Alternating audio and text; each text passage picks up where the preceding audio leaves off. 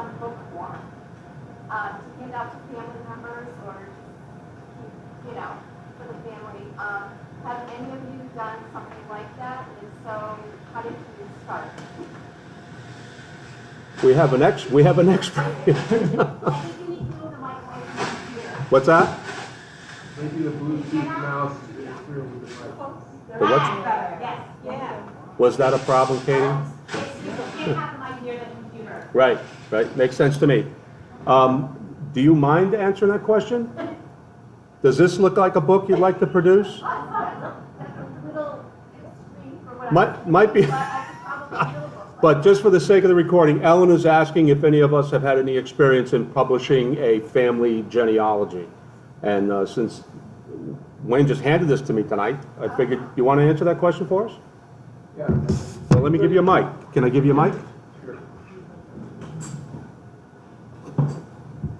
Do you Right. use a genealogy software program? Yeah, I do. Okay. You can go into Family Tree and produce a book right there.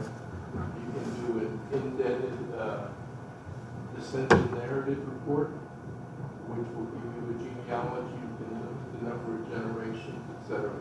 My work was 30 years of work, and I'm working on the second edition. That's going to be probably 3 volumes. But you don't have to do that. One of the most important books I found was a very small genealogy published by a lady who was a descendant of the GoC family. And it was maybe 15 pages. They were basically typewritten pages folded in half and stapled together. But for me, it solved the 200-year-old problem of who was this ancestor's second and first wife home. But you can do it with your genealogy program. I use a genealogy program that's no longer being updated, called the Master Genealogist, but I'm switching over to Roots Magic. And after so many years of using the other one, it's not easy. In the process of doing that, you'll find the GEDCOM files when you move them from program to program will take some information and will lose some. So I'm having to go back through and go person by person, year by year, pick up anything that I miss. But it's very easy to do. You can also sit down with a typewriter and do it.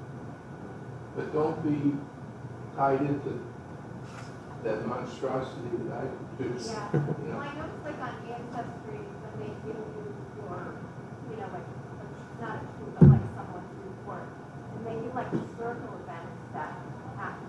I like that idea. Oh, yeah. You know, Yeah, I think that's really important instead of just putting names. And then many of the software programs have the ability to tie in historic dates and events Right. to the report that you generate. And- Roots Magic is a good program. Hillary, does anybody else use Roots Magic? You gotta get away from the computer. Does anybody else use Roots Magic in here, Hillary? It is a bad mic. It's a bad mind. Hillary teaches classes on how to use Roots Magic, by the way. Oh, Right? So talk to her later, and she can help you out. But all of the genealogy software programs, you're correct, they all have Yeah. means to produce a book of some kind. And you can get free genealogy software, and there's certain features that they'll have, and it'll say, well, that's only in our premium edition, and they try to get you to buy it. But I like Roots Magic. I've used Family Tree Maker forever. But the only thing, and if you don't mind me interfering here, the only thing that I would encourage you to do if you're going to write a book is make absolutely sure that every single detail, every single fact that you include is sourced. Meaning, you found it on a birth record, marriage, death. Don't quote somebody else's family tree. That is absolutely anathema to genealogy. Because hopefully, Ellen, in 100 years from now, your great-grandchildren will be reading this book. And they'll want to know, well, where did she find out about this, that, and the other thing? And it'll all be in your new book. Yeah. The other thing is always, always, always, always index your book by names, including, in the case of my family, I spell my name W-E-A-T-H-E-R-W-A-X. But 64 other individuals from 1710 to 2010 spelled it 64 different ways. yeah, I have Yeah. And the same thing, My ancestors were called Germans today. The German name equivalent include that as well as the English speaking equivalent. My book Perfect. has 18,000 names in it, and I'm not happy with it. And I just got asked a question from Fran, is Family Tree Maker going to still be in existence? And the answer is yes. Yes. Ancestry gave it up, but another company purchased it. Some It's company in Israel. yeah, it's a company, no, from Kiev. Is it Kiev? It's That's Kiev, right. it's something Kiev, I can't remember it, but matter of fact, it's gonna end up being better, because Ancestry is going into the DNA business more than anything else, collecting family trees and doing DNA. So this company, Kiev something or other, is gonna make Family Tree Maker bigger and better. I don't think it'll be as good as Roots Magic, right, Hillary? But Wayne makes a lot of great points about, and there's all kinds of other things about numbering systems, and it's just a little bit complicated. But you don't have to get, what's that? The programs will number this. for you. But you get to choose which numbering Yeah. system you want, and Yeah. that's another story. But thank you for the question, great job. The first thing you gotta do is you gotta decide what is it you wanna do, whether you wanna do a structured report or whether you wanna do a story. Because if you wanna do a story, the first thing is a lot of these, one of the things I run into with Family Tree and some of the other programs, you get a lot of facts get repeated. In other words, that'll be so-and-so was the son of so-and-so, and then 3 lines later, you have him, and you see him, it says, well, he's the son of so-and-so. So you things repeated. So what I would suggest is get as many details and facts linked to it as possible. And just as a way of glomming all the information together, and then you're gonna put it to Word, or, some kind of editing, and then write it in the format that you want it to be read under. So it's whatever structure you want, making sure it's source. Then you can take out the stuff, then you can do things like indexing, using Word or something to set up all your indexes and everything. But I guess what I'm trying to say is don't expect any of these genealogy programs to format the way you want it. It's a personal thing. And you just crank it out to RTF format, put it in Word, and then go from there. And tune it however you want it. Okay, yes. Yeah, when you mentioned history and events in your genealogy, were you talking about history and events that occurred for that family at that time, or And perhaps family something- as well as the American Revolution, the American Civil War. They have what they call a timeline feature that will relate, like my ancestor David Ward, 1747, 1778, he served with 14th Albany Militia. So it would show his service in the Albany Militia, but it would also show the American Revolution at that time frame. It's just like an extra nice to see feature. Makes it a little easier to read. My mom, when she saw my book, she said, "Oh, I'm going to read every word." I said, "No, you're not. There's too many words and it's too boring." I said, "If you were doing research, you'd read every word." But with a shorter family history, 3, 4, 5 generations, you can do all the hearts and flowers and pictures, everything you want. And most all of them will let you import pictures. Okay, who's next? Okay. I'm gonna see if this will work back here. It's that microphone. Probably back. Let me get to the other one. All right. Mystery. Yeah, the mystery man.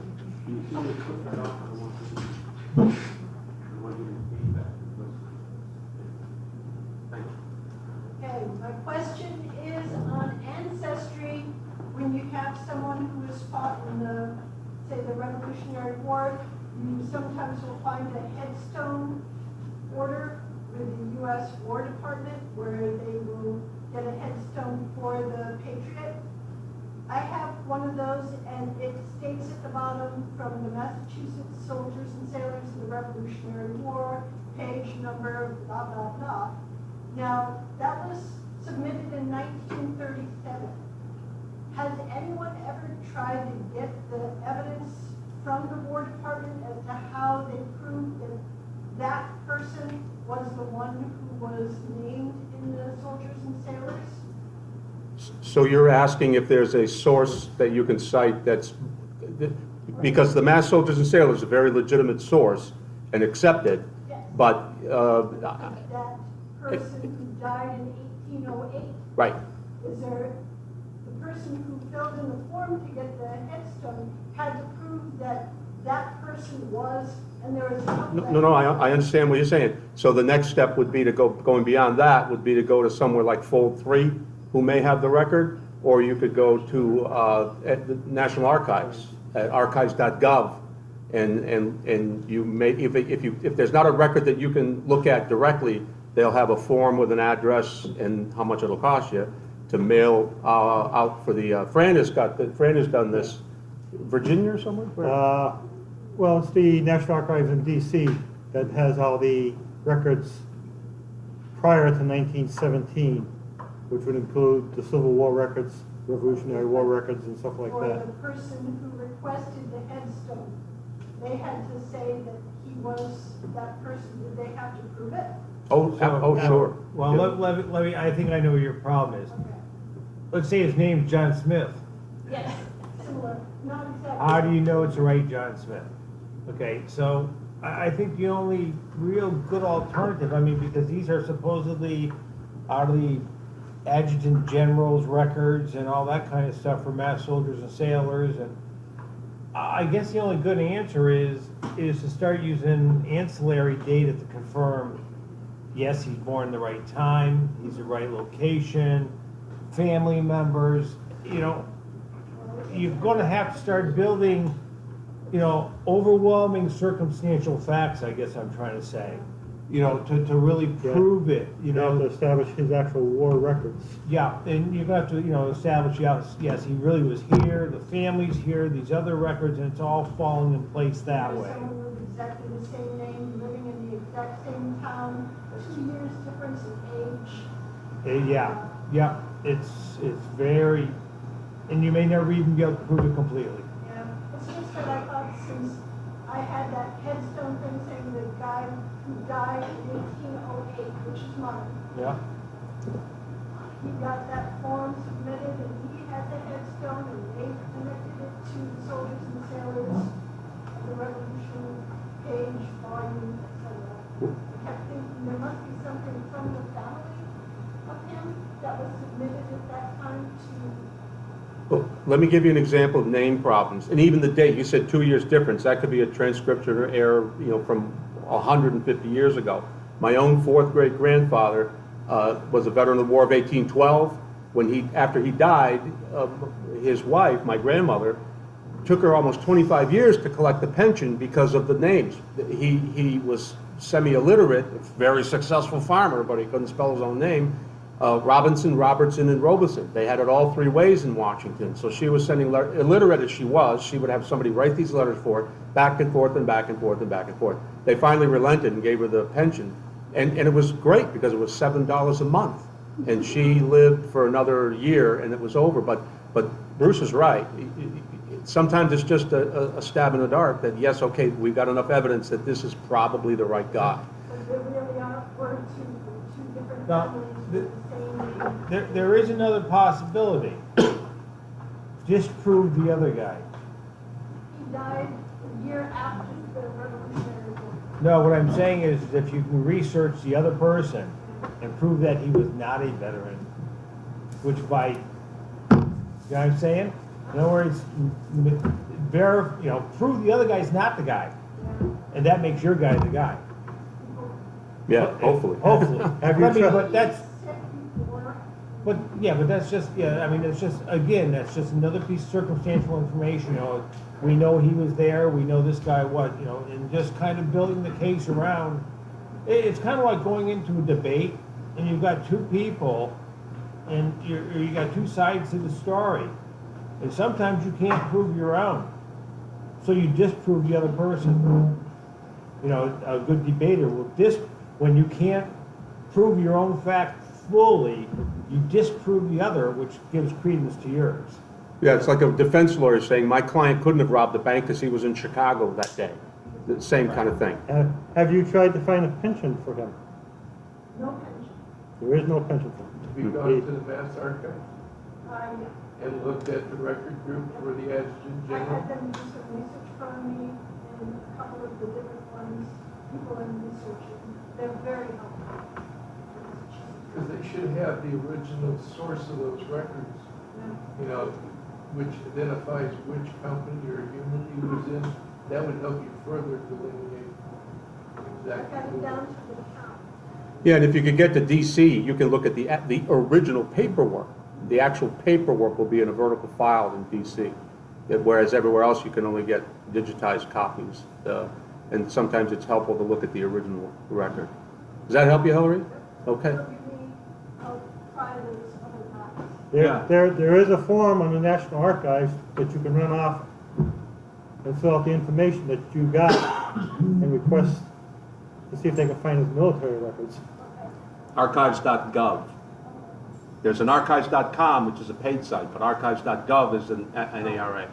Archives only has federal information, does not have state information. You have to go to the Massachusetts State Archives. Correct. But if it's a military thing, that would be government, U.S. government. A lot What's of that? Oh, there's a state militia or something. Yeah, that would be at the Mass Archives. Yes, ma'am. What's the difference? Oh, hi, Janet. How are you? I'm good. What's the difference between archives.com and archives.gov? Archives.com is a commercial research site like Ancestry.com. Oh. Yeah, so if you go there, they'll be very happy to let you put names in, and it'll say, we found the record for $69.95. You can do this and that and the other thing. So just go to archives.gov, which is a very complex website. It's very broad and very deep. You know, I ordered something from them, and this is a very nefarious ancestor of mine. And it's been so long now, I can't remember, but I got something bad. And it was like I had to write to somewhere else. It was very confusing to Yeah. me. I just kind of, then I lost the thread of it. Well, you're dealing with the U.S. government, it had to be confusing. But anyway, by the way, there's a Revolutionary War veteran buried on Park Street in West Springfield, and according to his tomb, the government supplied gravestone marker. Well, what is it made out of? Copper? So what is it made out of? Brass. Yeah, Anyway, brass. he was 160 years old when he died, according to the marker. So, Hillary, you got a 2-year problem. This guy, 160 years. it's there. You can go over there and look at it. I took a picture of it. I forget the guy's name. All right. Is that answer that for now? Any other questions? Okay, Mo. Gotta have everybody here. Gotta have everybody. Just forget it's there. I have a question on very small towns that are now putting their town clerk, like at an email, and you write to them and they don't write you back. So should you then go and try mailing a letter to them? You're looking for vitals, like up in Vermont, some Canadians kind of like jump back and forth, and Connecticut. Well, on my wife's side, I wrote the letter up to Highgate, Vermont, Place Request- I'm having problems with. requesting the information, which was very minimum that I had, and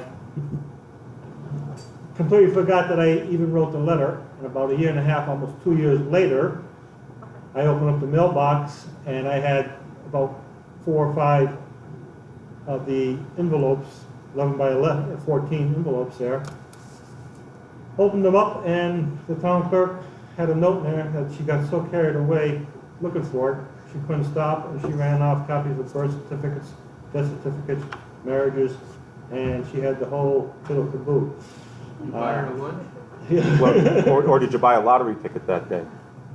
'Cause you're So, I lucky. mean, it gave my wife's side, you know, all up through Highgate and back to their parents and so forth. So I would say write the letter. Okay. Yeah, Well, it- emailed already and heard nothing, so I will. Yeah, write the letter. Or in the foliage season, take a ride up there. Be a nice trip. I called on the phone and satisfied things. Yeah, that's a good point, Janet, because a friend of mine who was disabled used to call all these town clerks. And I said, you have enough problem standing in the room talking to them. He gets them on the phone and they do handstands to the guy. Some of them are just nasty. Most of the town, Nasty story, yeah. most of the town clerks up in Vermont are very helpful. Absolutely. They are very helpful. Okay, George? I just wanted to add, I did the same thing as you did. I drove to Barton, Vermont, and I waited probably 4 to 5 months. And then I was going up to Vermont on something else, And I stayed up there for a couple days, and I visited Barton, Vermont, and a few other towns. And when I got to Barton, they had changed, the town clerk was out on an illness, and the assistant was taking over. And I went in, I showed them what I needed. She said, well, you can come this way. I spent the entire day in the clerk's office, and I took what I needed, and there was no charge. And I went to 2 other towns in Vermont, and I did the same thing.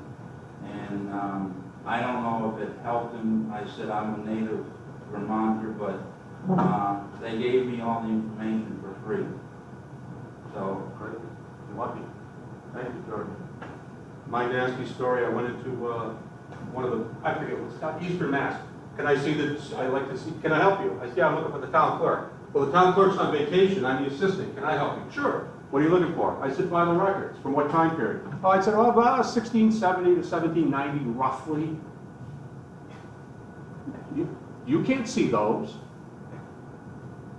Oh, well, aren't they public records? Well, of course they're public records. I said, great, I'm the public, and I'm here to see them. And it went downhill from there. Anyway, I got what I wanted, but it was not. Okay, who's next? I just want to make one comment about town clerks. These people get all kinds of people walking in the door. First thing you gotta do is walk in the door, you gotta suck up to them. Tell them what a nice day it is, talk about the weather, you know, and be really friendly and upbeat. I mean, I'm serious. Yeah, I mean, it sounds kind of bad, but you know, really, these people get all kinds of people coming in, demanding, acting arrogant. And I'm gonna tell you, you walk in and just say, you know, I'm looking for some help, you know. You even, you know, butter them up. I mean, I'm serious. These people, when you talk to them, Bring candy. bring something, you know. I mean, No, seriously. yes, I'm serious. Absolutely. These people I went put up- into the Albany clerk's office in Albany because I wanted to look at an original 1760 deed. And my cousin had been there before. She says, well, this guy likes this kind of candy. So I bought 2 boxes of that candy. And I said, well, I better get, so I bought a couple boxes of other stuff. I walked in, I said, here, everybody have some. Brought out the original book, put it down, put it right to the page in front of me, and I started copying, you know, taking photos of the original 1760 deed. I mean, if you really want to get shut down, just walk in and say you're a professional. Well, but Bruce, let me make a comment there. Can you see the mic for a second? If you're going to do any research at a town clerk in Connecticut, you have to belong to a genealogical society of some kind, and you have to have an ID card, which is the only reason initially why I joined the Connecticut Society of Genealogists, so I could have their card in my pocket. So if you flip that on them, they will be helpful and cooperative. That's not the case in Massachusetts, and I think Maine also, you have to be a member of I a don't know, society. but, you know, like, but even, But call first before you take a long run. even our membership cards. I've walked in with, you know, one of our membership cards saying, you know, I'm a member of the Western Mass Genealogical Society. I mean, something as simple as that. They just, you know, it's just not some schmo walking off the street, but, you know, I mean, really, it's, Connecticut is really touchy. Some of those town clerks are really helpful, and some of them just, I've heard horror stories out of some of them. But Connecticut, Bruce, is specific. You have to be in a Connecticut Genealogical Society. That's not what That's- I've run into. That's the law. I mean, and they can shut you down based on that, so. Because I've had them accept the New England Historic Genealogical Society had membership as being valid. Well, then maybe they accepted that because it's New England. Ann? Oh, you run also into the dates. North Hampton, he clerked by phone, because I Just a called. minute, just a minute. We gotta have everybody hear this now. Hold on. Well, I walked into the note board, I didn't walk in, I called the North Hampton one, just so I could, you know, check ahead of time, you know, what's available and what's not, because everybody has this different view of what's available in Massachusetts. Every town clerk is different. So I called and they said, oh, no, you can't look at any records from 1923 to current. Birth records, probably. No, she deliberately said all records. Okay. So I was like, oh, okay, all right. And then there was another one, 1906. And then you go to Adams, and they have a nice big table, nice chairs. You get to sit, you pull the card catalog out yourself, Mhm. write down the list. In fact, she was so nice. I was writing down this list, and she would come by periodically, scoop it up, print out all the pages, stamp the original copies of the record pages for me, and check them off, and then put it back down next to me, and I'd start filling it all back in, and then she'd go do her stuff, come back, scoop it up. Yeah, I had the same, somewhat the same in Hardwick. What's next to Hardwick? Is it Gilbertville or something? Whatever it is. Gilbertville. I went, what is it? Gilbertville. And I went in there and she just handed me the books. That never happened to me before. I almost wanted to say, what do I do with this? But she took me to another room where they had the cradles to protect the, and that was pretty good. Nice people up there. Anyway, I was looking for my Enfield, Mass relatives, and some of them were up in there. Okay, anybody else? Oh, Janet, you had a comment? Well, I was just gonna say, I asked for something in Agawam a while back, and they too weren't very cooperative. Well, we don't want to complain about Agawam when we're sitting in Agawam. This is we have this for nothing, so we want to be nice to the city of Agawam. Or is it the town? Agawam doesn't seem to really have a whole heck of a lot. I didn't get a lot of cooperation out of Agawam myself. No, they just refused, whatever, I forget now already. Gotta bring those dozen roses in the box of chocolates. So. Who else has a question here tonight?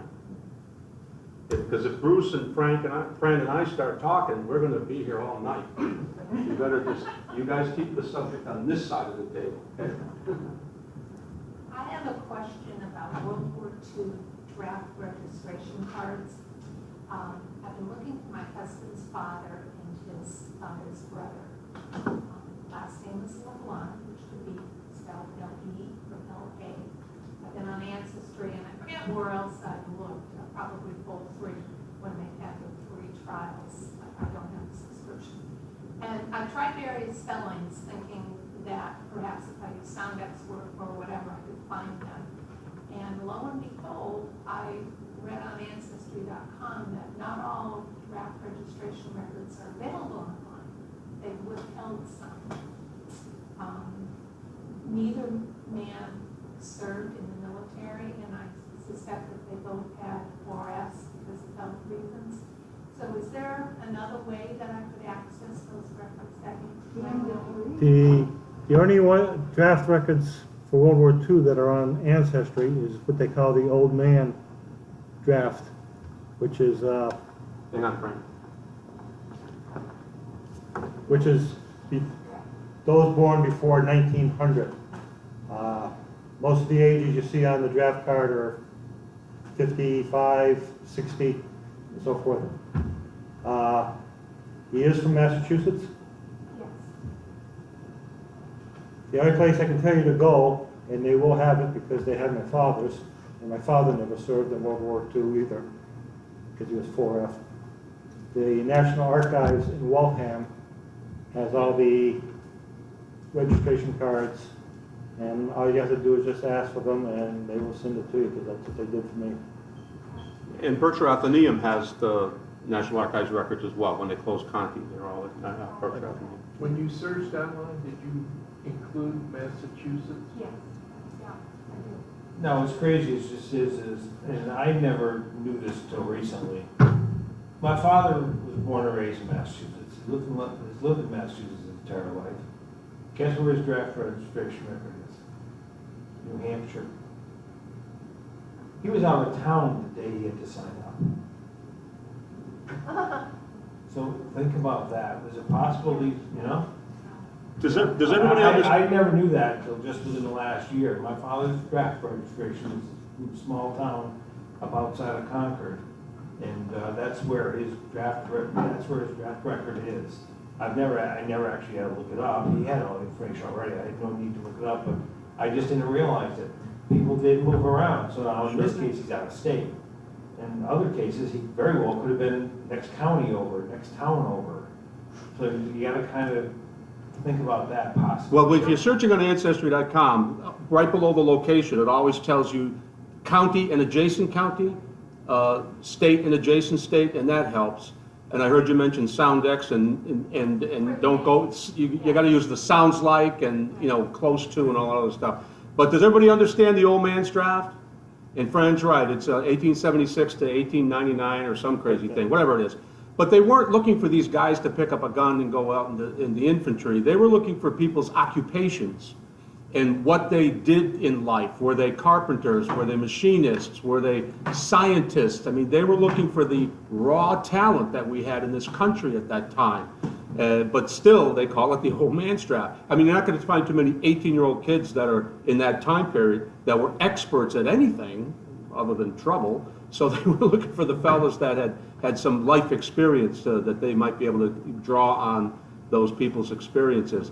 And the other thing I want to mention about finding a World War II draft record online, it's 2 pages. Ancestry only gives you the first page. You got to click to the next page to get, there's a few details there. It's not highly critical information. But World War I, you got the front and back of the card right there in front of you. But on the World War II draft registrations, you have to have, there's two pages to it. It is the front and the back, but you have to go to the next page to see the back of the document. Okay?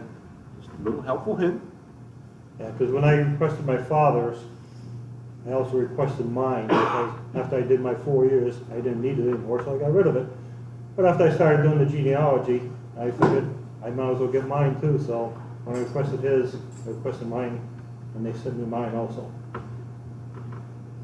And that's another thing too, is when you go look it up and you said LeBlanc? Okay. Okay. So you get there. Sometimes you just have to go the old-fashioned way of just previous page, previous page, previous page, previous page, and stepping through that, just like you're going through an index file. It's a pain in that. Well, it didn't dawn on me that the reason they probably haven't published those records is because of privacy rules. And it's just, they never done any because both of those men have been deceased for years. And perhaps, in the future, they will be released 25, 50 years from now and, 100 years later. But it would be, it's just one of those nice things to have. Yeah. Oh, I understand, yeah. But Fran's point is a good one too, because you just write a letter, go direct to the source to get it. Because the thing about FamilySearch.org, they upload everything, whether it's indexed or not. And they say, browse the images, which sounds very pleasant, but it's a pain in the neck. Ancestry will not upload anything until it has been indexed, which in one way it's convenient, but in another way, it doesn't allow you access until somebody volunteers to go in and access and index some project. So if you needed something that wasn't the old man's draft, and you could probably go to archives.gov, or just drive to Waltham or drive to Pittsfield, either way. The parking's much better in Waltham. Well, that's why these conversations, this just goes to show how much we're dependent upon our computers. What's that? But you can go to the outlets and Pittsfield. Well, yeah, true, but you can get anything you want at the Athenaeum, but parking, that's all. But to put it in perspective, we're talking about the fact that you've got a record or two you may have to drive for. Yeah. Think about what people did 30 years ago. They had to drive for every Oh, record. yeah. Every record, every cemetery. Or write letters. Or write letters. Like find a grave right now, people just go look at the gravestones, they get all this information. You think 20, even 15 years ago, if you wanted grave sites, you drove and you walked and you walked and you walked. It's kind of just interesting how the conversations change and how dependent we're now becoming on the computers. And sometimes beat feet, and that's about the only way you can go. And some of the stuff in these towns, sometimes you're just going to have to go there. My great aunt, who I met not that long ago, I didn't even know she existed. This is kind of a long story, but just to point out what Bruce is saying, she never touched a computer. She never drove a car. But she had mountains of genealogical research that she gave to, well, she gave me copies. She don't make a copy of anything I wanted, and she'd be 100 if she's still alive. But she gave all that research over to the Conecuh County Historical Society in Alabama. But think about the work that she had to do over the period of time. Like Bruce says, you either had to walk or write a letter or make a call or whatever. She never, ever, ever touched a computer in her life. Who's next? Who's next? Anybody want to tell a brick wall story? No? I have a question. Okay, George, hold on. Let me let everybody hear. It's on Find a Grave.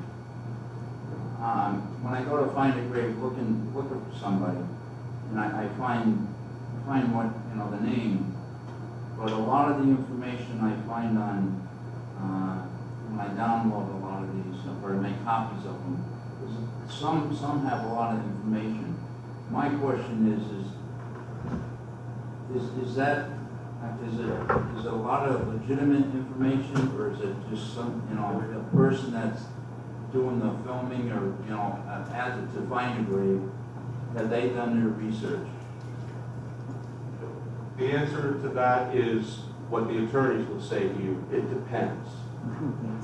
Find a Grave is an open forum, and you can put anything you want up there. And unless they put a picture of the stone, you can't be 100% confident of anything in Find a Grave. Even if there's, excuse me, even if there's a lot of information that looks like it's well researched, I still doubt it. You have to. Because I can put anything I want up there. I can put that I'm buried in Springfield Cemetery, and people will probably be telling my family, oh geez, I'm sorry, I see Dave died. But it's not true, obviously. So to answer your question though, it's whatever the person that put it up decided to include. A lot of people are just, they're numbers hounds, and that's all they want. They don't care about anything, they just want numbers, numbers, numbers. Excuse me. They put a picture of the stone and the name. That's it. Because they don't know anything else. But they just go hell-bent for election to get the data up there to say, I have 167,000 contributions to Find a Grave. I've been doing Find a Grave for 17 years, and I'm always careful about what I put up to make sure it's accurate. However, I just got caught yesterday. I had my own great second cousin 3 times. I had no idea how I did that, but I did it.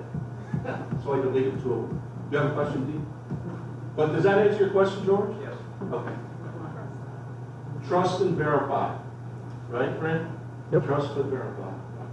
Don't trust and verify. Don't trust and verify. George, on the finding grave stuff, the items you're talking about that are written on the side, you know, the information, a lot of that is also uploaded by relatives of the people, because I know I have uploaded some information to relatives of mine, and you know, I've even gone so far as to make corrections on some of the information that was uploaded, Sometimes you which think was it's right, incorrect. sometimes you think it's wrong. So a lot of that information is done by relatives who have, you know, done like a memorial for the deceased. George, do you have a Find a Grave account with username and password? I mean, when you go to Find a Grave, do you log in? I mean, you don't have to, but if you have it's free. If you get a username and password for Find a Grave and you see an error, there will be a tab above the memorial that says Edit. You can click on the Edit tab and you can suggest information, and if the person who's maintaining the memorial looks at it and accepts it, they click Accept, and then the information is corrected. If it just sits there for 30 days, it automatically gets uploaded. So for instance, if let's say you got your grandfather's on Find a Grave, but the date of birth is missing, the location, you can click Edit and you can add that information, and then a banner comes up and says, thank you for your suggestion, or whatever it says, and we'll send you an email when it's accepted, or whatever. And you can make the correction. And if it's your grandfather, you can ask the person who put it up to transfer the management of that memorial to you, if you so choose. That's why sometimes you'll see 2 names under who they're running it. You got the person that put it up originally, and then the person who's transferred. I think you can only transfer once, correct? So, You can also query the person that originally posted it. Yep, you click on their name, and it There opens up was their a- profile, and you I can ask do them this all questions. the time. I put additional information on the Weatherwax family. They Find a Grave all the time. But sometimes they will transfer that site to me, and I will administer it. Sometimes they don't. But I always give them, because I sign in, they always have a point of contact. So if you contact the person that originally did the transcription, they can go back through and look and see who sent it and put you in touch with that person. So the bottom line is, the way I treat Find a Grave is the same way I treat any other family tree that's submitted on the Ancestry or Family Search or anywhere else. You look at it, you read the data, you can tell whether or not people have done work. You don't trust anything. you verify. It's great, it's helpful clues, it's good information, it gets you there much faster, but you've got to verify everything on Find a Grave. Anybody ever go to Billion Graves? Yeah. Billion Graves is very specific. You have to be in the graveyard with your smartphone and take a picture of the gravestone because it registers the GPS location of the grave. Then you can upload it, but you can't just freeform on Billion Graves. Daphne? Yeah, this is just another comment on Find a Grave. It's my understanding that Ancestry owns Find a Grave. Yeah. Right? And Ancestry has a policy of not printing names of living people. Mm-hmm. You submit a tree, you should not, or they somehow censor it so the names of living people don't show up. But I'm noticing that Find a Grave isn't following this policy because we recently had a close family member that passed away like 2 years ago. And I just checked her memorial page and her full obituary is printed along with all the kids' names, the spouses' names, the grandchildren, the great-grandchildren. And That's public information. yeah, they could get it in an obituary from a newspaper. Hold on, wait. But it bothers me that it's available to so many people. I mean, if you had to go to a small town newspaper and find that obituary, that's going to take you a lot more work than it is to just click on Find a Grave. But you can sign up. I have signed up on Google for 5 different spelling variations of my family name. Yeah.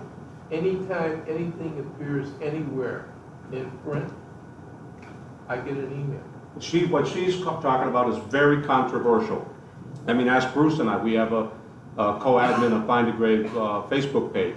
First of all, you can't copy an obituary and publish it. It's copyrighted by the newspaper. You can extract it. Yeah. You can extract it, and it only out of respect for the family, you should not include people that are still alive. It's just not the right thing to do.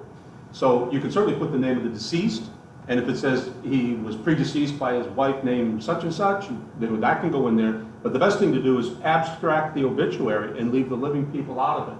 But people don't do that. There's 100 million people contributing to Find a Grave. They put up whatever they want. This was somebody from the town newspaper that submitted this to Find a Grave. It's not the right thing to do. They have if you look at the FAQs, they'll tell you not to put obituaries in, but people do it anyway. So they do have the policy, but they have absolutely no way to police it. You're not supposed to, there's a lot of things you're not supposed to put up on Find a Grave based on their policies that existed before Ancestry took it over. So I think I should go in there and edit that. You can. Yeah, really Yeah, that? and you can suggest an edit, yeah. If you've got a username and password. I do, yeah. Yeah, you can put up the edit and you can suggest, or you can send an email directly to the. And the whole 2 or 3 paragraphs, I'd like to just wipe out because I don't think it's anybody's But business right now. if you're not in control of that memorial, you can't do it. You can ask them. I have to Right, in ask. terms of the notes, you can only ask, right, you can only ask. But, this is one of the, Dave brought up something, I don't want to get to the semantics here, but this is where the whole Find a Grave, this is probably the most debated site in the world right now as to who's playing by the rules and who's not. So, you keep saying, the policy's this, the policy's that. The fact of the matter is, Find a Grave has no policies by definition. Okay? By definition, a policy is something that's actionable and accountable and has something that you can act against. Find a Grave has no policies. They have guidelines. That's all it is. It's guidelines. These are our principles. These are our guidelines. There is no actionable organization that's really, truly, they've got administrators that are taking feedback, but there's nobody there. There's no policies in place. There's no systems in place to prevent you from doing something against the rules.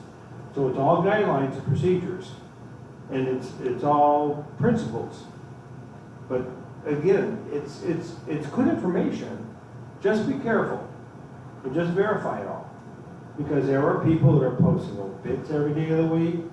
There are constantly complaints about people that are posting memorials the day of a funeral. And somebody will come in They don't want their mother out there for a month or two out of respect, or a mourning period. People are just sitting there reading the Sunday Republican, making memorials the day of a funeral or even before a funeral, as soon as they see the obit in the paper. And it's unfortunate, but those people are out there. Just be You don't careful. even have to put an obit in the paper in Massachusetts anymore. Correct. You no longer Right. have to do an obituary in Massachusetts. But what Bruce is talking about is people sit at home with Oh, their yeah. coffee and their slippers, and they open up the obit page and they crank the information in. So just Which use, is crazy. use it the way I would use if I go out to Family Search, if I go out to Ancestry and I look at a member tree. I typically don't use member trees for sourcing, but if I get stuck, every now and then I'll go out and look for clues. And just treat it like that, looking for clues, The a lot other of good side, information, and just get it verify everything. the other side of that too is, I have not seen a obituary there that showed like living children, where they lived, when they were born, really personal information. Just first name, last name, married name. And personally, I think that's all right. That's just me.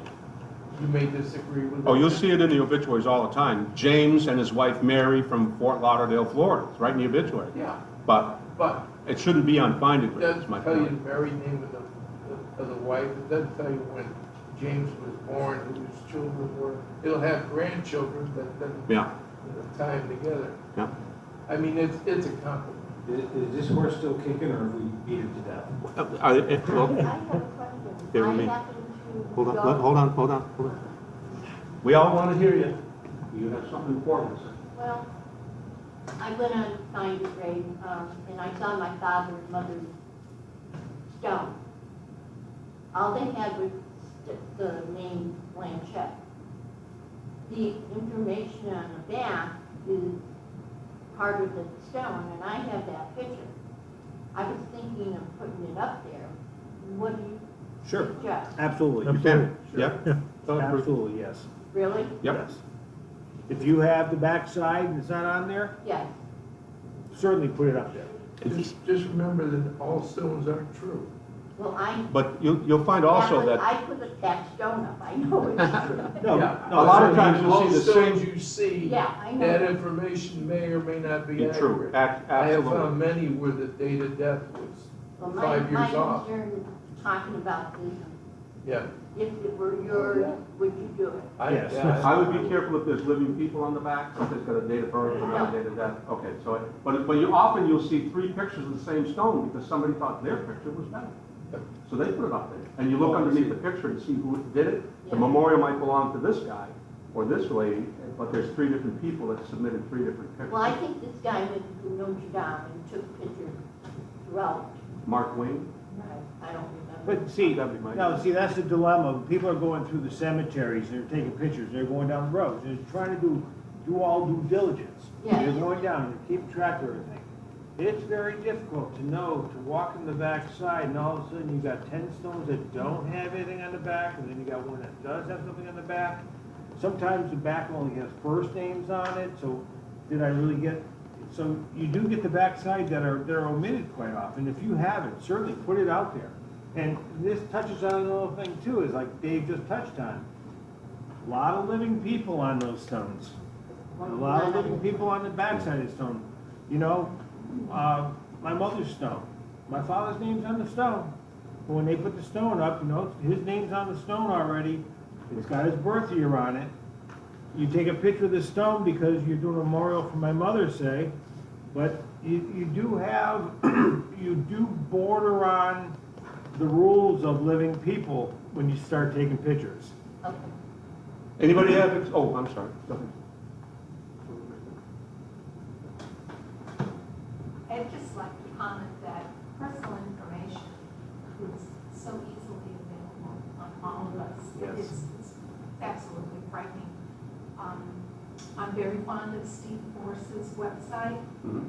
He has a section. Did you say Steve Morse? Is it Stephen? Steve Morse is the guy that has portals to all the Yes, websites? yes. Okay. Yeah. But he has, but he has a search engine where you can Mhm. put people's names in. Yep. He has a section, I don't know what the category is, but you can look up people's ages, you can look up their birth dates, you can look up I'm finding that in recent years, some of the information seems to have disappeared. But it's just astounding to me that I can find a third cousin's wife's birthday for free. I'm not paying the $18.95, but if I were willing and I wanted to get their credit card numbers, believe me, it wouldn't take me very long, and I'm not that computer savvy. Well, It's, so, when I see, with the question whether or not we're violating somebody's privacy by putting up, the back of a gravestone or an obituary. An obituary has been submitted by the family. It may not be by the person whose name is in the obituary, but God protect us all because our personal information is so easily found these days. Yes, you're exactly right. You're exactly. One second, but George had a comment? I was just wondering, I have a living question to ask now, not a dead question. Do you have any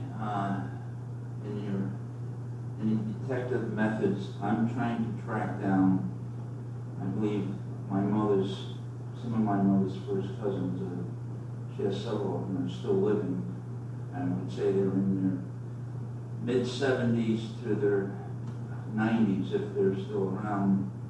And do you have any methods that you can, to use to track them down? I mean, I know if I can get in touch with a couple of them, I know I can tie a lot of loose ends up in my family tree. Google. Google? Oh, Hillary wants to.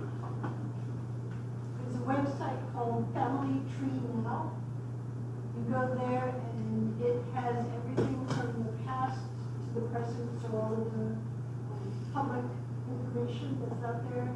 And for a lot of people, it'll have the month and year of birth. If you put the name of the person and if you know what state they were in, and the more you know, the easier it is to find out. And when you click on it, it will also list people that they are connected with.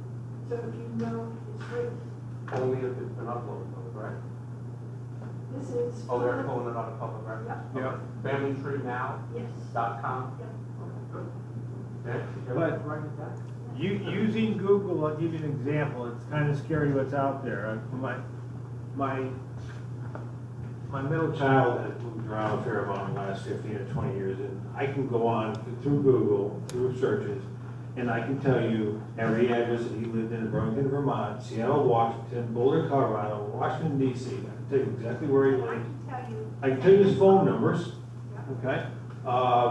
We were searching for the girl who was the matron of honor on our wedding. We lost touch with her 30 years ago. It took me 25 minutes to figure out where she was. It's absolutely scary what you can find through the white pages, through Google, through different searches and creativity. Fred's got a question or a comment. Bruce? Hello? You broke it. You bought it, Hello? No, that others one. yeah. Hello, battery. Well, try this one then. Maybe it'll work okay if only one of them is running.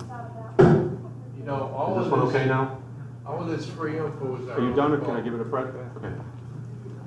What's that? I say all of this free information is our own fault. How many people have a big Y card? A credit card, a courtesy card somewhere? What do you think happens to you when you check out at the Big Y and you show them your Big Y card? It tells every manufacturer of every food product, cleaning product, whatever, what you bought that day, how many times this year you bought it, when you bought it. Wayne, And I'm it's sure you'll all agree that easy it's to very buy. difficult this day to stay off the grid. Yes. You can't fly under the radar. Unless you live in Alaska in the bush Yep. and have no internet connection. Fred, you got a comment? This has got something to do with finding grid. As an example, a number of years ago, my wife and I and a number of our family members, even though we're still living, we all had plots in the same cemetery.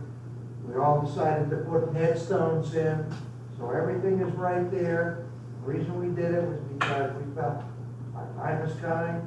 One less thing that somebody else has got to do. Later on, all they got to do is put the date of death on that stone. Go down to the veteran cemetery, type someone's name on the computer. Tell you right where they were, when they were born, what branch of service they were in, what awards they received. I know I'm registered and ready to go. Okay, I kind of have a brick question, a Okay. long question. I have a person who died in Chicopee in 1915. She has the wrong name on her death certificate. She has, and it's a French thing, I think. They just misunderstood it or whatever. Is there a way to fix that? And how do I prove it if all I have is an obituary with her correct name? She never remarried, and she has the correct maiden name on the birth certificate, and her daughter, on the death certificate, and the daughter is the witness. Yeah, being the doubting Thomas I am, which one is correct, the obituary or the record? The obituary is correct. But how do you know that? Because I've looked to see in all that whole 15 years her husband was dead, if she remarried. I looked at all the documents that I Okay, can think of. so it's the last name that's wrong, not the Yes, the first name? last name is incorrect. To get the record changed from 1950, that might be a court order or something, wouldn't it? Maybe? Could get my grandfather. Is there a marriage record in Chicopee? Which would give the For the second time or the first time? first time? No, she was married in Canada. He died in 17 years before she died, and she maintained in all the public records up until her death. Have you asked the Chicopee Clerk's office, how do you do it? No, Yeah, well, Denise Martinez, she comes here once a year at least, right? She works at the Chicopee. Yeah, and I just saw her the other day. I went to renew my dog license a day late, and they waived the late fee for me. Thank you very much. wow. Pretty good, huh? The $2, I still have my $2. But Denise Martinez is her name. Okay. Very, very helpful. Very helpful. There is, well, classic example, when my youngest daughter was born, they must have misunderstood my wife when they asked, what we wanted to name her, and what the, father's name was. My middle initial is J. So when she got ready to go to kindergarten, I went down to get her birth certificate to get her into school, and they gave me the birth certificate that had Francis James Malone on it. And I said, well, James is not my middle name, it's Joseph. I said, so therefore, I said, the birth certificate was wrong. I said, how can we correct it? And Chicopee said, well, you're going to have to prove who you are. And I said, well, how do I do that? And they said, well, get your birth certificate and so forth. You have to submit that to Boston to prove who you are to change this record. So it can be done. Yeah, it's a drill, but you can understand why they want to be careful. Anybody can go marching in there and say, well, that's not the name. So, but Denise will probably guide you through that, Denise Martinez. Who had a hand up over here? I did, I was just going to mention that perhaps. Hold on. I was just going to mention that perhaps the death record will be in church records. And even though a lot of the Catholic churches should be closed, the diocese would have it. So find it now. No, because they also, the death certificate said that she was buried at St. Patrick's, and all that Catholic church stuff, St. Patrick's are Benjamin kind of came out by her buried there. Which said, well, because you can't find the stone? Because I have the plot, I own the plot. Yeah. But they don't know how many people are buried in that. Well, I don't mean the cemetery record, the church book where the funeral was, they probably would have the name. St. Patrick's like the disclosed. Right, Well, yeah.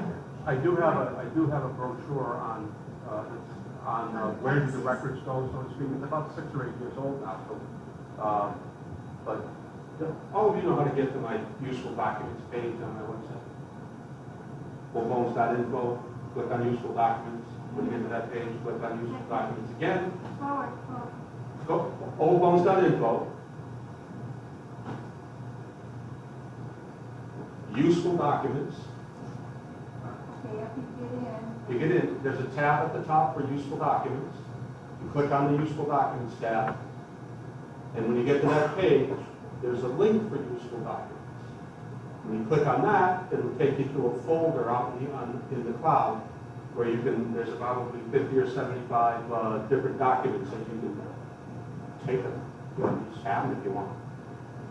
open it up online, download it, print it, whatever you want to do. And it's in there somewhere, I forget what it's called, Catholic Diocese. I wouldn't go to the diocese first, believe me. I would try my best to go to one of the parish churches first, because they'll invoke HIPAA, which doesn't make any sense, but I've seen them do that. HIPAA. Anyway, next, who's next here? Oh, wait a minute, Frank's got something. Going back to the last name being wrong. Yep. Of course, now you have to probably prove everything. My grandfather, my great-grandfather on my mother's side, he died in 1879 up in North Adams. The name was listed under Callahan. And the actual name was supposed to be Cullinan, C-U-L-L-I-N-A-N. It was that way until 1907 when the family put a deposition in at North Adams, and they signed the deposition, which changed the name back to the correct name. Like I said, that was 1907 when you probably didn't have to do as much as you do now, but a deposition was filed to correct the name. So I don't know if that, be one of the things you have to do. And you see it all the time when you're looking at the death registers or the birth registers. You see a line and it'll say corrected on such and such day. And sometimes it's been years from the birth to the correction. So it could be done. I'm sorry, I just don't know exactly how to do it. But Denise will. And then when Denise helps you, you can tell us what you did, and everybody will know. Who's next? Ann Royal. Well, I know we were talking about, what's available for information on all of us. But just to give you an idea, there is some legitimate reasons to be looking at living people's information is when you're doing forensic genealogy, which I do all the time. I just had a case where I actually hire a service to do some of that, and some of it is just easier, it's more accurate, plus it's certified, the way I do it. But in this way, I'm looking up who are the living relatives of this person, who's left. And so there are legitimate reasons. And sometimes I do, you do that, you can find somebody who's missing, somebody who's died, you have no idea where they went and died. It's just that they were born in the 1800s, so you figure by now they're probably dead. If not, wow, I really hope they get the Guinness Book of World Records. But yes, so there are some legitimate reasons to do that, and some of them are what I do for business. Yeah, and the difference between what most genealogists do is they start with the living person and go backwards in time. But what Ann does, she starts with the person who has died and comes forward with it. So it's just kind of the opposite. But in forensic genealogy, it's a pretty interesting field. Very interesting field. Anybody else have something? We have lots of time. And if you don't ask a question, I'll start talking. Sorry. Go right ahead. And George might know this one. It seems like there's some other ones of you that have connections with Canada and stuff. I've done a couple of different things where some of the stuff I'm looking for is in the States, but my wife has connections with Canada, and one of the towns has disappeared. I think it's been, disenfranchised or whatever, and it's hard going across the international lines to find information.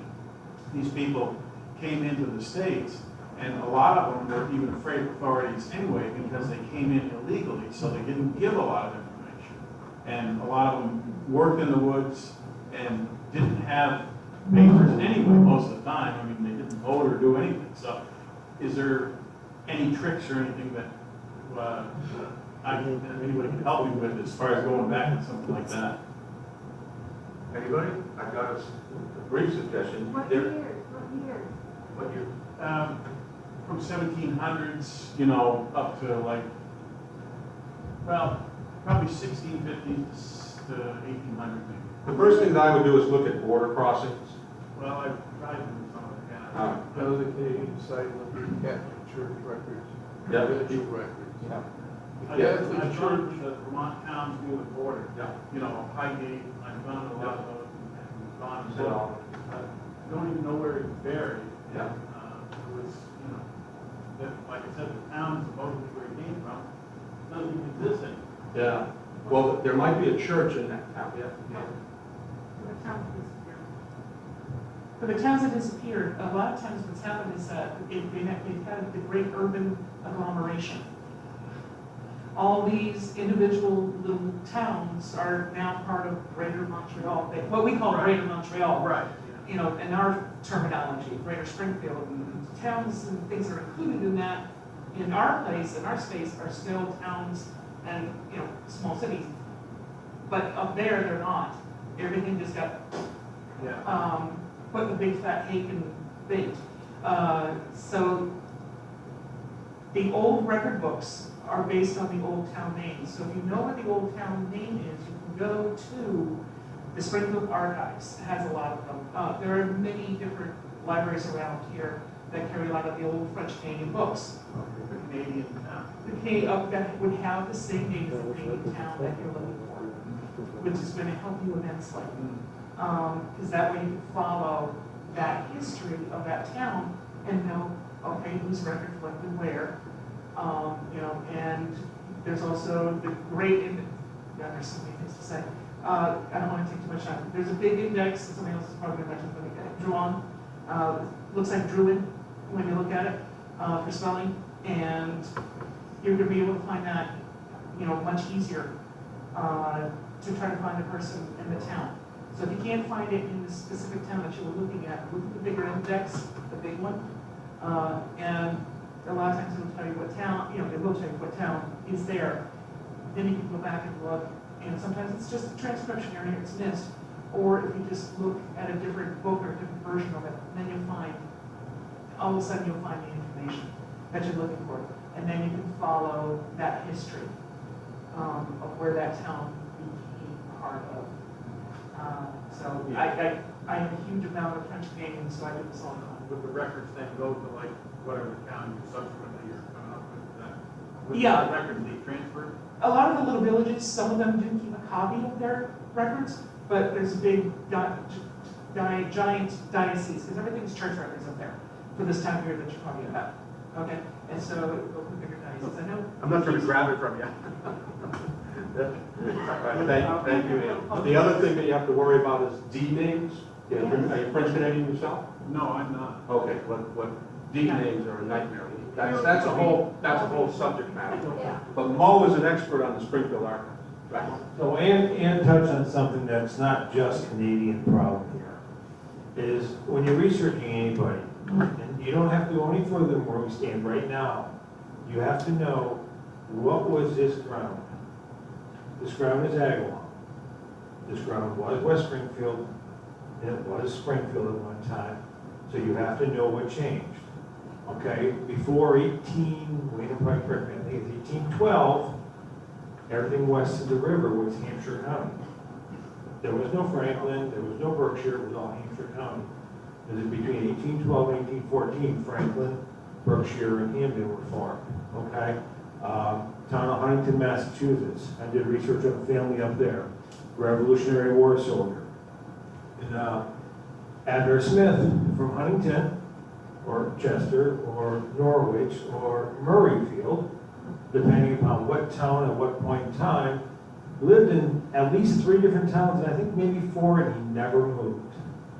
Okay? That particular section up there was anything that was west of Springfield. This includes Westfield, and Westfield was formed, I think west of Westfield was Frontier. So it was open land, okay? And when you get up in the hills, or you get anywhere, these land grants were given out. The town of Russell was split out from Westfield at one time. The border between Russell and Montgomery came down to the river in Warnoco. And then they decided, well, this doesn't make sense. These guys in Warnoco, they got to go over the mountain to Montgomery for a meeting house. Well, let's move the town line. And you bring the valley, it's going to be part of Russell. Anybody beyond the big of Tico Mountain, it's going to be Montgomery. They just, well, what the heck, we'll just move the town line. The bottom line is these towns are not stable, they're fluid. And you actually have to say, I'm here on this piece of land. Where was it 10 years ago, 50 years ago, 100 years ago? And that's where you gotta look it up, and that's where the records are.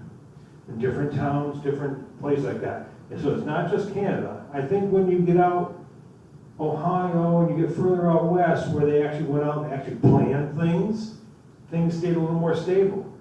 all over New England, things were just moving all over the place and boundaries were changing.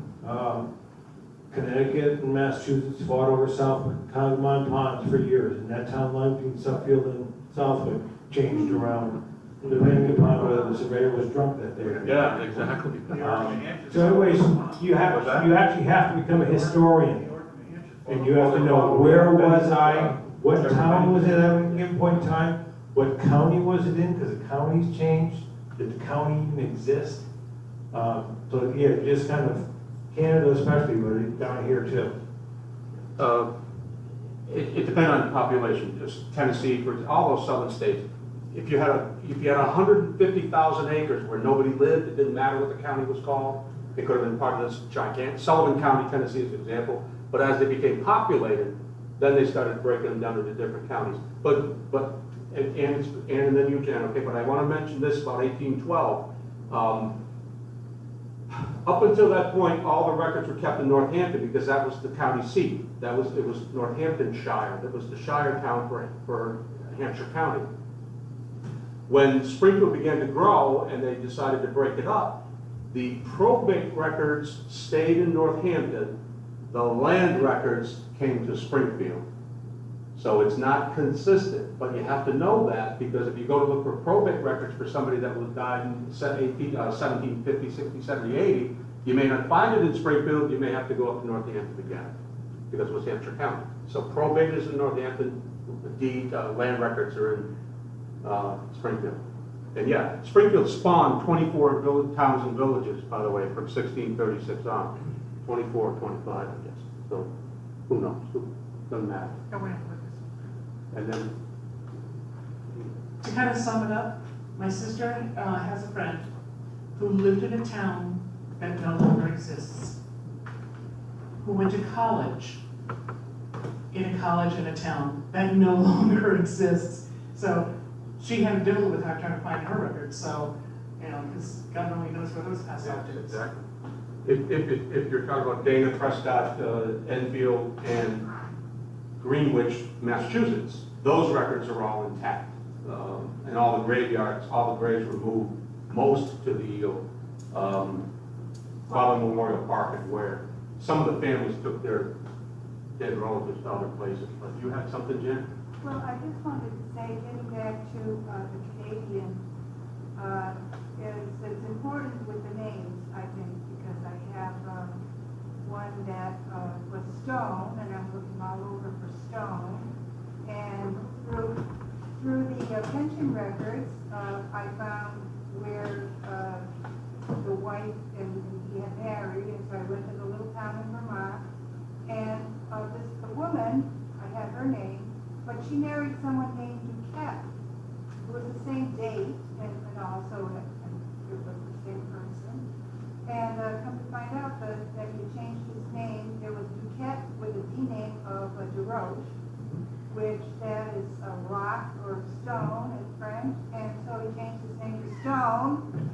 So, those are something else in French Canadian they have to keep in mind. You do. And they changed their names they kind of English or Americanized French names Yep. too. So. Yeah, and the reason they did that is so they could get a job, Yeah. they get a place to live, so that people would do business with them. Or into a French accent when they gave But their name to the it town sounded like clerk. that because they were literate. Yeah, Wrote it exactly. a certain I way. just talked about this morning in Palmer about transliterated names. Is it Dubois or is it Woods? Is it Perez or is it Peters? Is it Bonaphilia or Goodson? In every language, there's names that have been transliterated. So just try it out. If you can't find Mr. Woods, look for Mr. Dubois, and you might get lucky. Don't forget the U.S. Canadian Historical Genealogy Societies. I know Vermont, New Hampshire, and Northern New York State all have these societies. They have tons of French Canadian records. Yeah, Manchester, New Hampshire is a real focal point for French Canadian research. Who else had their hand up? Oh, David, what? See, you're French Canadian, right? Just a little. Hey. Different topic, but I've started to begin doing some digging on my mother's side of the family. Oh, fun. Her parents. Come to find out, it was I guess a big family secret, that my grandparents adopted, I'll say in quotes, my mother's sister from Brightside. This would be 1925. There was never legal adoption. I guess at that time they had children there and people used to just go and visit and take them for the weekend. And one day the story is that they just said, why don't you just keep her? Now, is there any hope of ever finding anything out about her, or should I just write it off and let it go? Right, I'm not being unlikely, very, very, very unlikely, especially since it's a illegal or a casual adoption. This morning, in the class this morning, same situation. Sadly, the child was born of a brother and sister couple. Figure that one out. Who was that? I've actually gotten information from Brightside. My grandfather was there in, oh gosh, like 1910. And they sent me, you know, a really great list, and it had who his sponsors were, and the name of his, like where his father was born, and stuff like that. So they can be somewhat helpful. I don't know in your situation, but, you know, be nice to them. They do. Yeah. But my grandfather was adopted and went somewhere in New York. And then his older siblings searched for him and found him. He was adopted, his birth name was O'Neill. He was adopted by Corcoran family. And then when his siblings found him, came back to the Springfield area, took his O'Neill name back, not legally, married my grandmother. They had 3 children, O'Neills. So, Like throw a dart, right? Janet mentioned DNA. The problem with DNA is, did you have a comment, Frank? Well, go ahead and Okay, the problem with finish up. DNA is that you might find that there are relatives out there, but if the names are going to be a problem. So you could say, oh yeah, there's this, you won't know, how could I explain this? In very limited circumstances, DNA would help. As long as you're not going back too many generations. Autosomal DNA will give you 4 or 5 generations. Well, if he has if his grandfather had sons, and they're still living. You could do a Y test, but yeah. Those sons had sons, and those sons had sons that are still living. If you could be in with them, and you could get that through the male line. In answer to your question, never give up the hope. Contact Brightside, talk to them. Somewhere in their basement or wherever, they might have records stored. Example, my wife's grandfather was a World War I vet. As we all know, the National Archives lost all the World War I records and a good portion of World War II records in the fire. When I went looking for his records, and they replied back, they said, but there is other sources out there. So my wife told me, she said, well, I remember my grandfather going to the Veterans Hospital in Boston. So I wrote the Veterans Hospital in Boston, and they had everything in a box, stored away, of his records, which I was able to rebuild his records, which traced me back to Vermont, where he enlisted, and so Brightside might have it stored, so never give up hope. And yeah, and don't be afraid to ask. Don't be afraid to ask. Ann has a comment.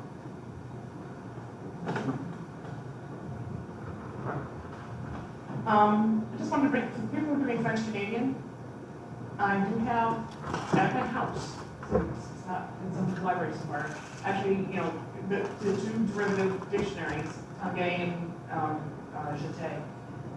But I also have material records. I have my fiche of material records, so I can make a transcript of everybody for anything for that, so don't hesitate to ask. Phone's going to ring off the hook, Ann. But you mentioned 2 very important collections, Jeté and the other one. Tanguay. Yeah. A quick explanation of D names, if you can bear listening to me for a little bit more. When the French came over from France in the early 17th century, the feudal system was still in effect in France, but it was dying out. The fact that it died out was lost on the people that came to Canada because they weren't associated with that culture any longer. So the best example I can give you is if someone got a land grant, let's say Mr. St. Ange got a land grant for 100 or 200 acres, and he subleased some of his land to Mr. Menard. Well, Mr. Menard might have called himself Menard de St. Ange, or St. Ange de Menard. And you don't know how the records have been written. If both names are there, great. Sometimes the sons of that family might have used just one or the other of the names. Excuse me. Or they might have adopted the name of an ancestor that they greatly admired, or a saint that they wanted to honor, or a military hero that they wanted to honor. They just stuck it in there sometimes. Am I right? So, it drive you nuts. What? Place of origin. Pardon me? Place of origin. Place of origin, yeah. In France. In France. So, as the fuel system died in France, the French Canadians didn't know it. They couldn't look it up on the internet. It was 1690. And they just did what they wanted with the names, and it just drives us crazy because we can't work with that very well. So I don't envy French Canadian research, not at all. And did they name all their girls Marie? All the girls are Marie, all the boys are Jean-Baptiste. And yes, so you have to look at the middle names very often. And also the thing that you'll find, yeah, they crisscross it. But the other thing I want to point out to some of you folks is that often, let's say you're looking for Mary Smith, and you find that the family has a daughter named Mary Smith, and then another daughter named Mary Smith, and then another daughter named Mary Smith. It might very well be the middle name is different, but it might be a necronym, meaning it was named after someone who died. So the parents wanted to name their daughter Mary because the father's mother's name was Mary, but Mary didn't survive. So the next daughter that was born, they named her Mary as well, and perhaps she didn't survive. So the third daughter that was born, they named her Mary as well. So as researchers, we look at this stuff and we wonder what the heck is going on. If you can get the birth and the death record, you'll often find that one of them died in 1801, the next one was born in 1802, the next one, you know what I mean? So that's just something to. I don't know the number of kids. Oh, beaucoup kids. That's French, right? Beaucoup. See, I went to French school. I don't Just know. the first 19 children by life. Oh, yeah. Yeah, I mean, I don't know if they lost their Facebook password or what happened. My Jacques Archambault, Mhm. I go back to two of his daughters and one of his sons. So 3 times I round back up to Jacques Archambault. I think there's some fishy there, yeah, but we'll talk about it. No, there isn't. Dave brought up something that I don't know if you've ever run into, but it's interesting about these people that name their kids after grandfather or mother or somebody, first one died. I've run into this on more than one occasion, that quite often when this happened, the second one used his middle name instead of his first name. Now, I was doing some research on Great Barrington, and I came up with this gentleman by the name of Vincent Dowling, and it seemed to match Michael J. Dowling out of Great Barrington, birth-wise, right time and everything. And there were a fair amount of Dowlings up there, so there was more than one family, but the dates matched. And it wasn't until I actually was able to go into Great Barrington and look into vital records, and I found the first Michael who died 2 years earlier. And the second was Michael Vincent. And quite often when you run into that, so the thing is, so when you start getting matches like this, especially when you're going back in the 1800s, they did a lot of this naming after people. You know, quite often that one didn't want to be known by his dead older brother's name, and he went by the middle name. You run into that quite a bit, you know. And so then one other thing I want to mention about people with names, and it's a little bit different topic, is one of the, especially around here in New England, one of the most underutilized resources is town reports and town directories. Unbelievable amount of information in town reports. I'll give you an example, town of Russell. Now, we all know that births weren't published, you know, for quite a while now. They weren't public record. Well, up until the early 1970s, Russell was still naming every kid with their birth date right in the town report every year. I'm All right. too. Wait, Yeah, Long Meadow. Yeah, the same thing, all these towns, you know, you go into the towns, you go into the directories, unbelievable amount of information. Somebody moved out of town, the censuses are great, but every 10 years, you might move more than once.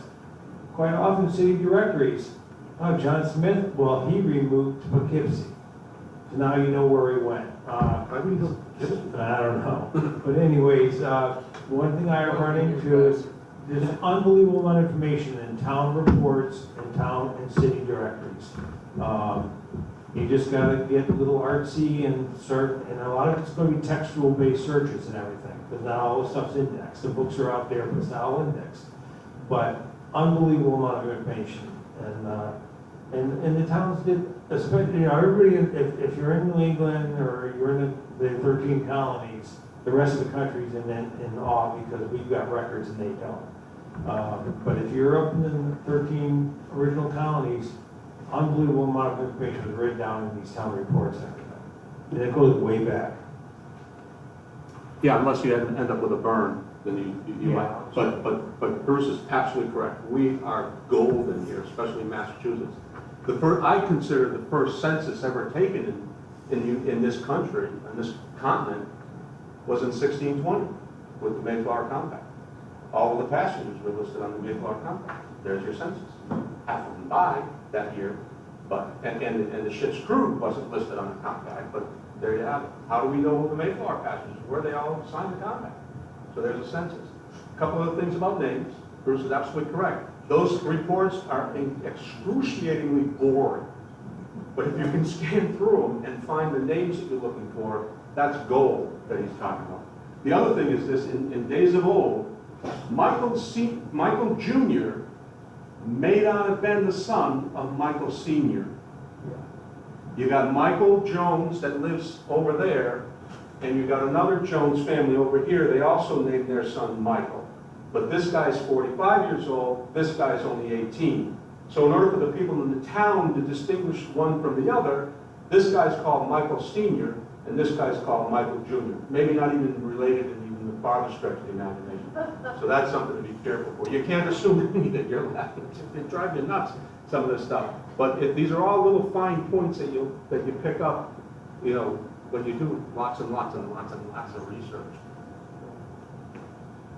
There you go. Talking about renaming children, I found in my husband's family that they had a child named Melina in Canada, and she died. And they had another one in Canada, and they named her Delina. Good luck. Yeah. Wait a minute, you know, this one died, but Yeah, I mean, what is their motivation? I mean, it's hard to guess what their motivation might have been. He has a question. I have another thought about names before. Oh, down south, drive me nuts. Michael Thomas. Is it Michael Thomas? Is it Thomas Michael? Is it M. Thomas, or is it Michael T? Or is it Thomas Michael, or is it T.M.? Who knows? I mean, so you got to do, and a lot of times these enumerators, they enumerate entire towns just using their initials. You want to shoot them, because that wasn't the law, that wasn't the rule, but that's what they did. M.T. I just wanted to sort of expand on last names. Those people who are searching for Scandinavian relatives, every generation, the last name changed. Because of the fact that the children took the father's name, and then if you were a male, it would be S-O-N, and if you were a daughter, it would be D-A-T-T-E-R or D-O-T-T-E-R. And then in, I think it's Finland and Sweden, the female names later on, instead of doing the D-O-T-T-E-R or the D-A-T-T-E-R, they changed it to using S-E-N. So for people searching the Scandinavian ancestry, you need to check the father's first name, and then you usually will find out what it is.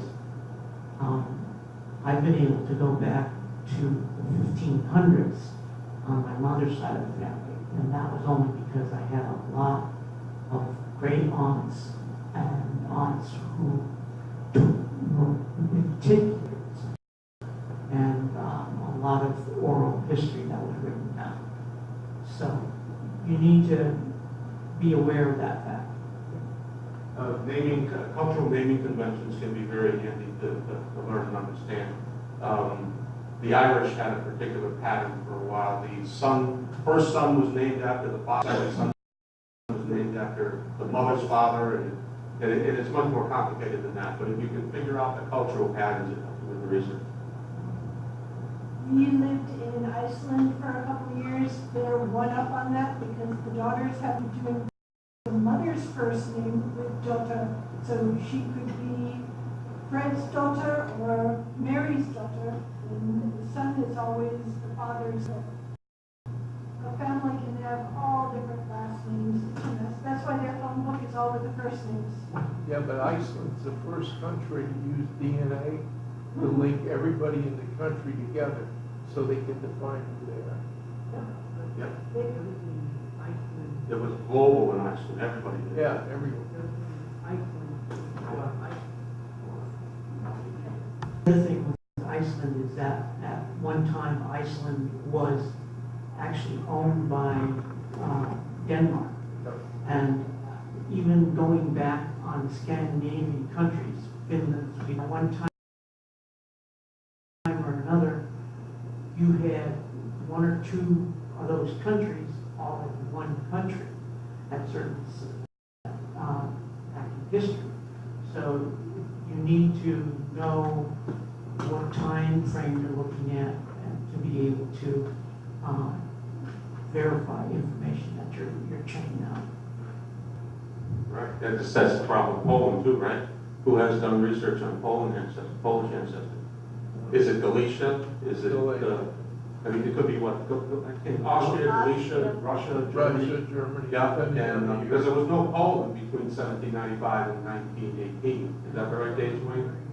So it could have been anybody. Well, you had Poland, but it was higher up than what it was. Yeah. It was after World War I that the strip Galicia was did away with.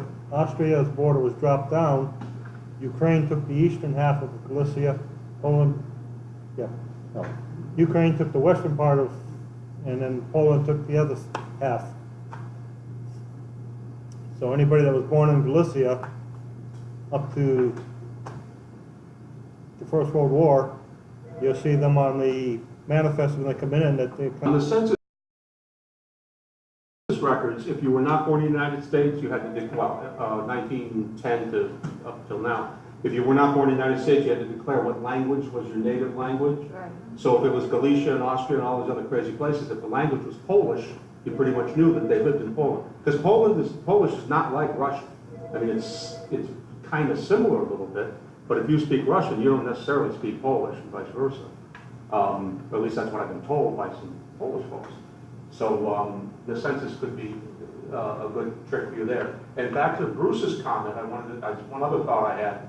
If you have a family who had a son in 1911 and he died in 1919, the census isn't going to do you any good because he's never going to appear from the 1910 to the 1920 census. So, well, neither will the city directories, but the town vital records would help solve that for you. All right, it's 7:45. I'm not saying we're going to end, but we'll stay here till midnight if you want, but just keeping everybody advised. If there's a show you want to watch on TV, you didn't need it. On the census thing, Dave, sometimes states had every 5 years a census. So they may be able to find the person They were every 10 years, they were around 5. Right. 1875, 1885. Versus the federal census, which is on zeros. Yeah, In Great Britain, the census is on the ones, you know, Irish. Every Irish census prior to 1911 was burned or No, you got the 1901. You got the 1901 also. The 1901, okay. 1901, 1911. And it's 100 years before you can look at an Irish census. One comment about census. How many people think census is a good genealogy record? Oh, Good. Everyone's It's not. It's because there was absolutely no verification done. There was no checking of records. Whoever came to the door answered the questions. It might have been grandma, it might have been a maid. The husband and wife may have been out in the field cutting hay, you know, they were, could have been at work.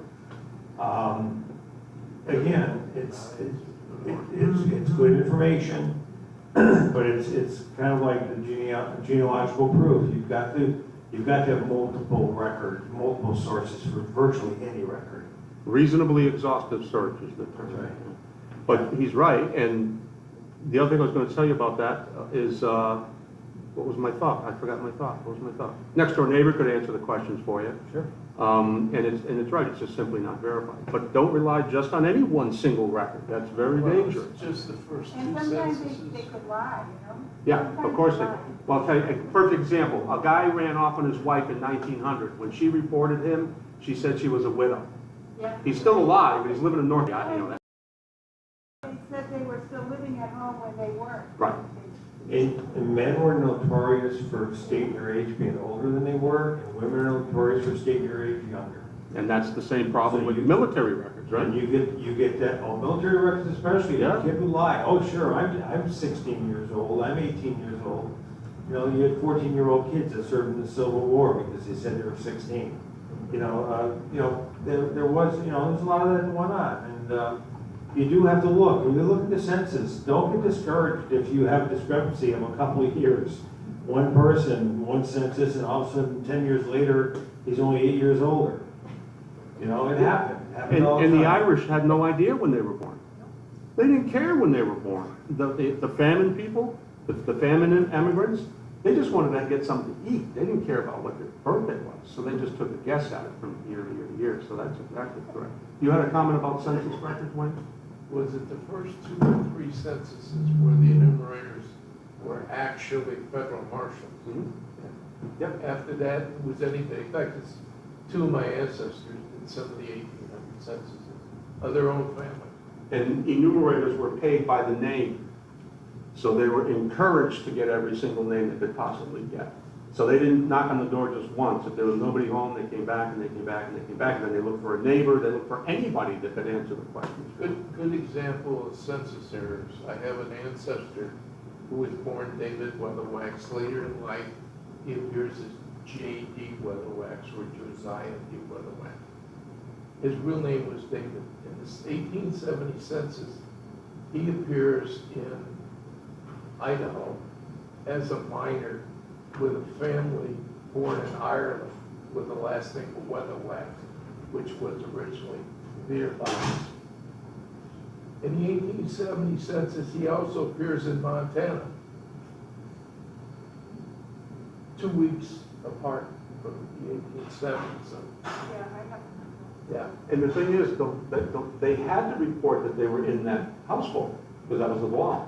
So he might have been reported in one household, and he's legally reported in the other one. Like I Well, said, I 2 weeks think later. in this case, what happened was the census enumerator went to a boarding house in this mining town and copied down the list of people that paid for rooms there. Yeah.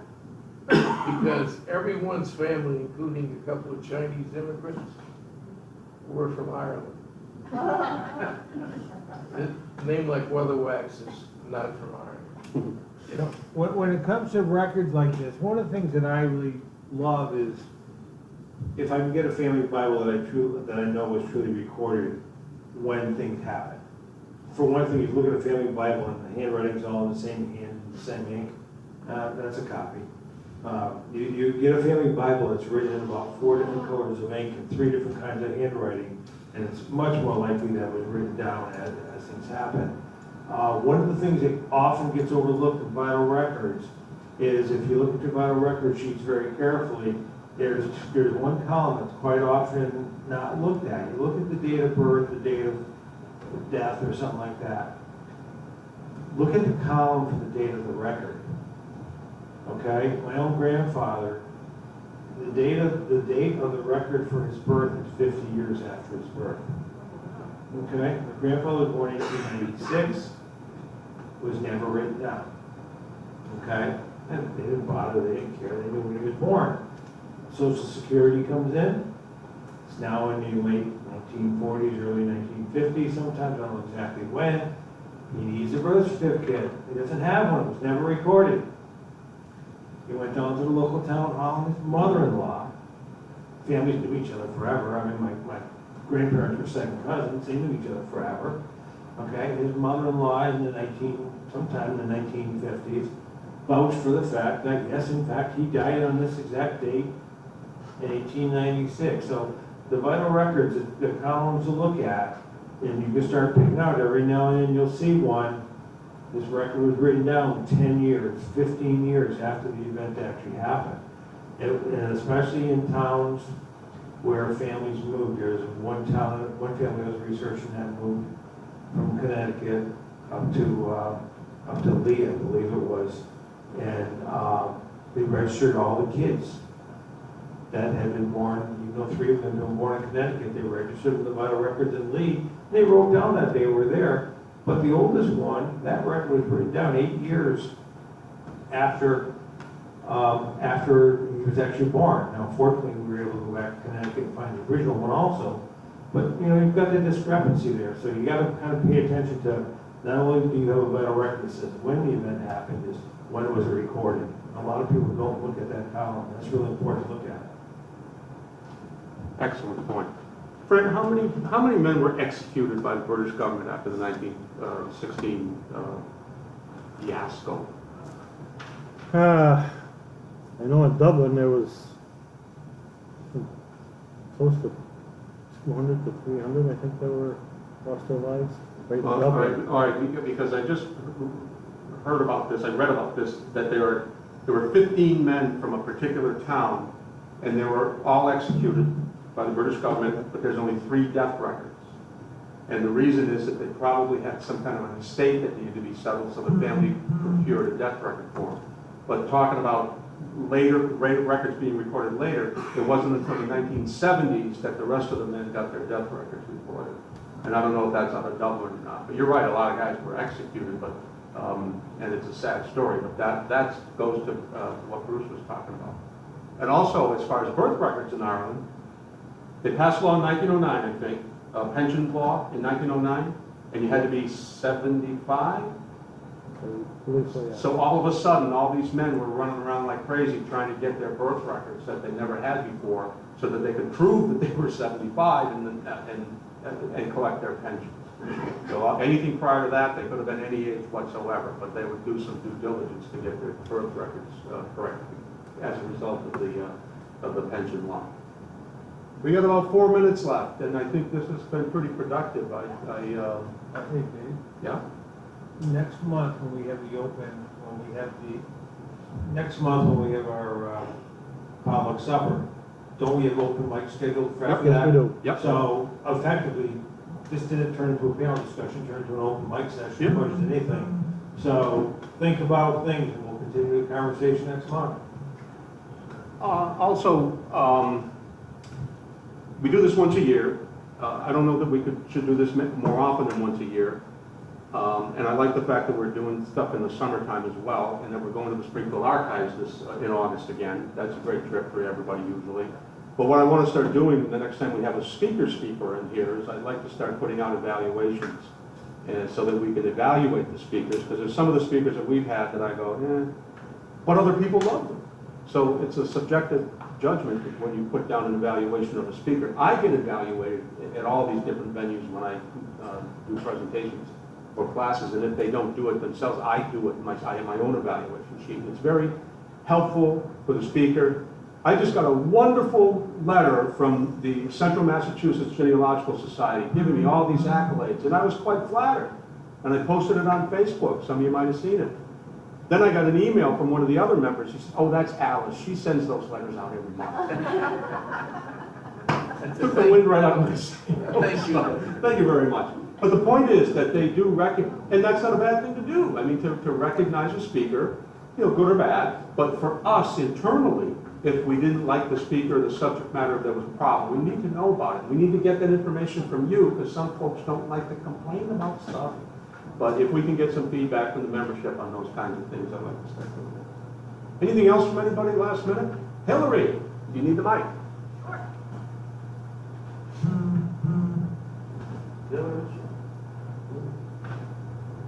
Hi there. A couple months ago, I did a presentation on organizing your genealogy. I'm going to be holding a class at the Chicopee Library for free at the end of May, on the 24th and on the 31st.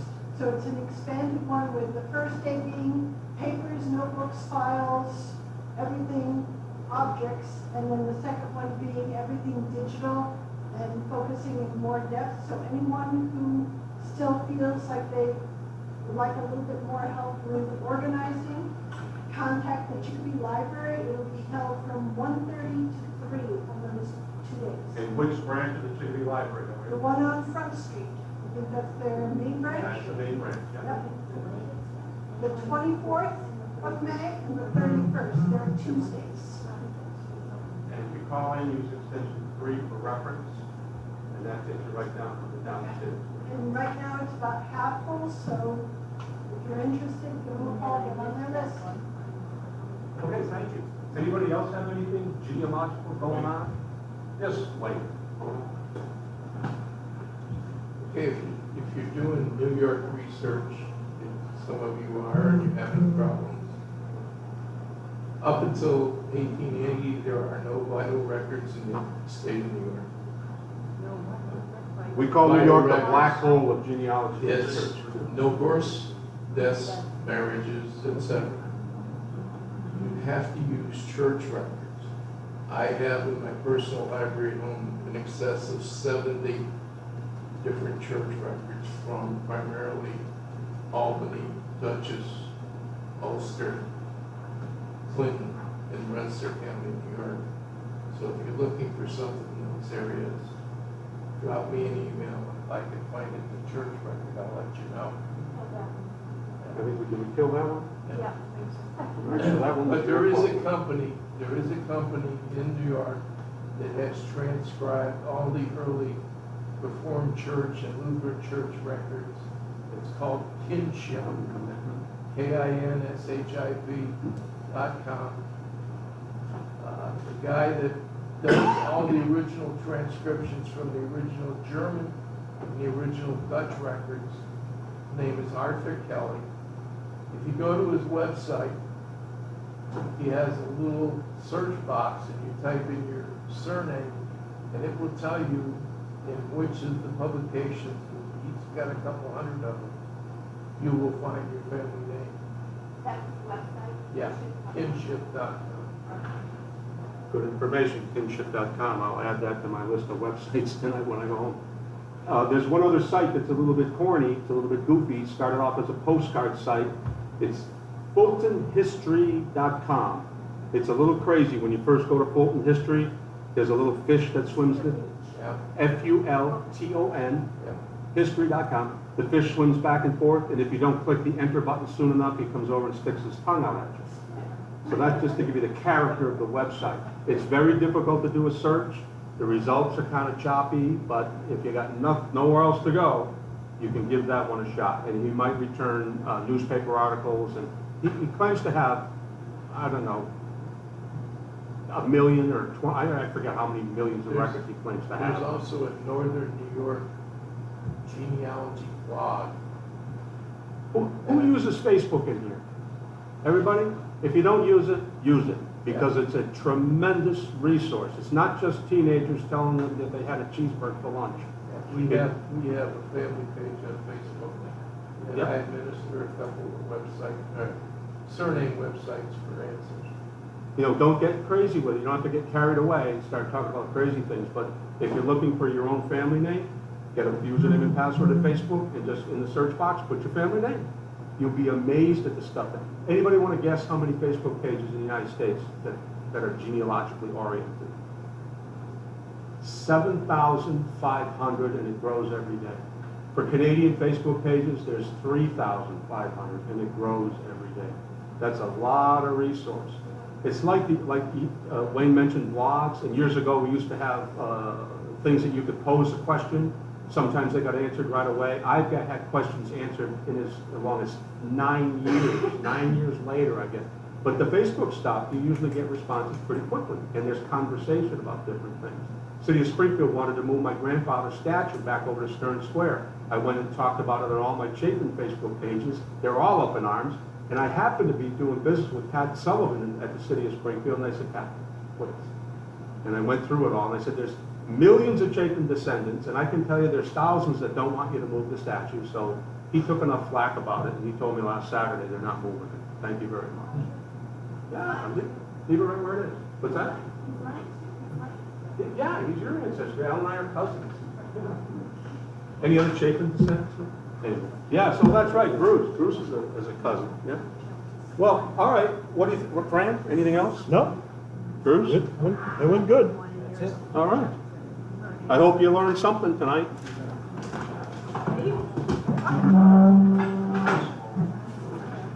Thanks very much.